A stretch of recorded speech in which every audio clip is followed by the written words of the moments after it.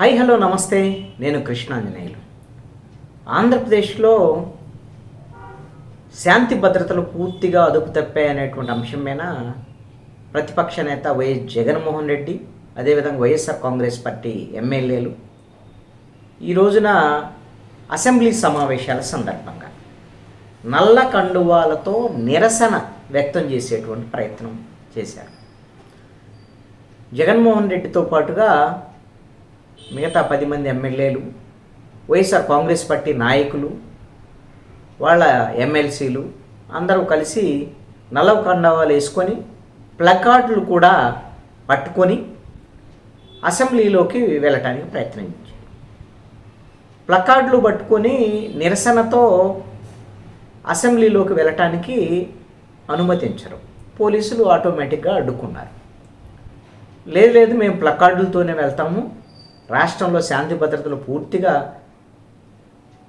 అదుపు తప్పాయి, రాష్ట్రంలో ప్రజాస్వామ్య వాతావరణమే లేదు అని ప్లకార్డుల మీద వివిధ నినాదాలు రాసుకొని మేము ప్లకార్డులతో అయితే మాత్రమే అడుగు పెడతాం, ప్లకార్డులతోనే మమ్మల్ని అనుమతించాలి అని ఎమ్మెల్సీలు, ఎమ్మెల్యేలు, వైసీపీకి సంబంధించినటువంటి వాళ్ళందరూ గేటు దగ్గర లోపలికి వెళ్ళేటువంటి ప్రయత్నం చేశారు. వాళ్ళని పోలీసులు అడ్డుకున్నారు.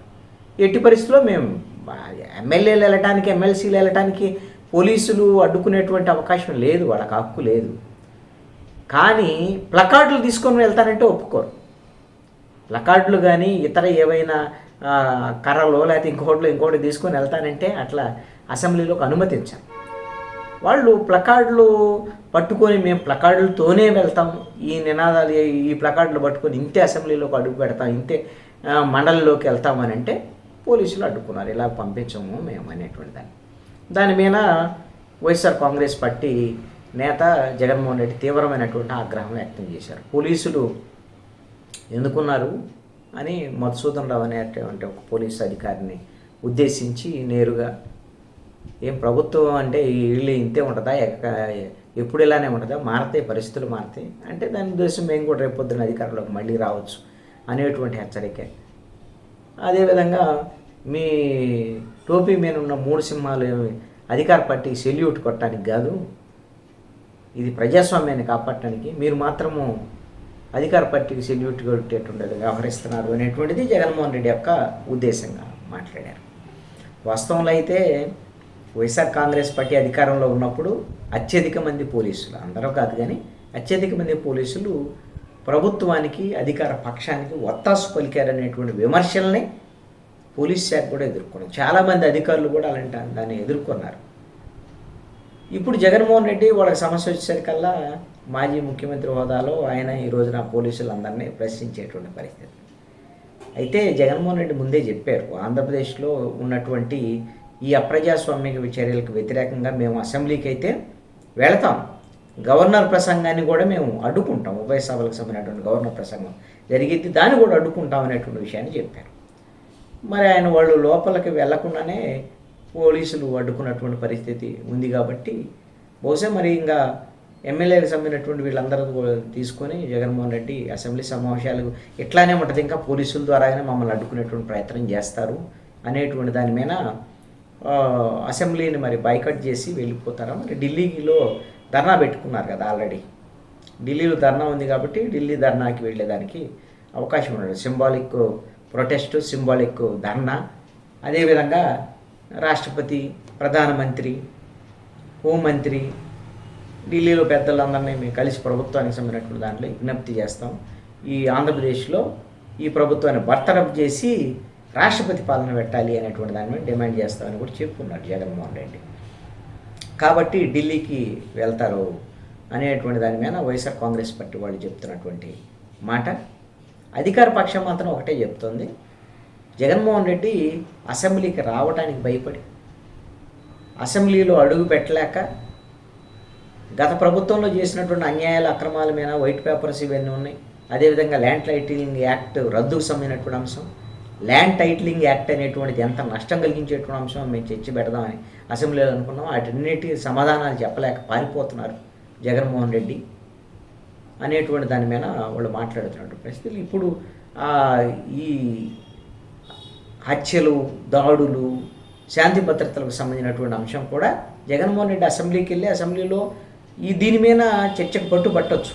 ఈరోజైతే గవర్నర్ ప్రసంగం ఉంటుంది, రేపు ఎల్లుండి అసెంబ్లీ సమావేశాల్లో ఖచ్చితంగా ఈ శాంతి భద్రతలకు సంబంధించినటువంటి అంశం మీద పట్టుబట్టేదానికి అవకాశం ఉండొచ్చు. కానీ మేము వెళ్ళినా సరే మాకు అవకాశం ఇవ్వరు, ఈ విధంగా అడ్డుకుంటున్నారు అనేటువంటి విధంగా. మరి ప్లకార్డులు పట్టుకోకపోతే అడ్డుకుంటారు కదా, ప్లకార్డులు లేకుండా ఎమ్మెల్యేలు లోపల చర్చ జరపవచ్చు, చర్చ పెట్టమని అడగవచ్చు, ఆ అంశాన్ని ప్రధానంగా చర్చించమని కూడా డిమాండ్ చేయొచ్చు. స్పీకర్ దగ్గరకు కూడా వెళ్ళొచ్చు, మాట్లాడవచ్చు, అడగవచ్చు, ప్రొటెస్ట్ చేయొచ్చు. లోపల కూడా బయటకు వచ్చి కూడా కొంతమంది వాళ్ళ ఎమ్మెల్యేల వరకు అసెంబ్లీ దగ్గర కూడా ప్రొటెస్ట్ చేసేదానికి కూడా అవకాశం ఉంది. కానీ అసెంబ్లీ కాకుండా వాళ్ళు ఢిల్లీని వేదికగా ఎంచుకున్నటువంటి పరిస్థితి ఉంది. అసెంబ్లీలో బలం లేదు కాబట్టి అసెంబ్లీకి పోతే మనల్ని అవమానిస్తారనేటువంటి దాని మీద ఏమో జగన్మోహన్ రెడ్డి అసెంబ్లీకి వెళ్ళడానికి జంకుతున్నట్టుగానే స్పష్టంగా కనబడుతోంది.